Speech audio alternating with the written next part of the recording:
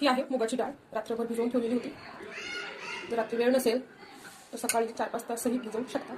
हे आपण आता मिक्सरमध्ये टाकून मस्त बारीक करून घेऊ.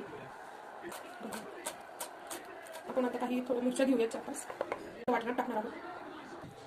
आपण आता थोडीशी कोथिंबीर घेऊया चवीनुसार. ते आपण आपल्या डाळीच्या वाटणात टाकणार आहोत. मिरची, त्यात आपण मिरची, थोडीशी कोथिंबीर टाकून पुन्हा एकदा मिक्सरमधून फिरवून घेऊ.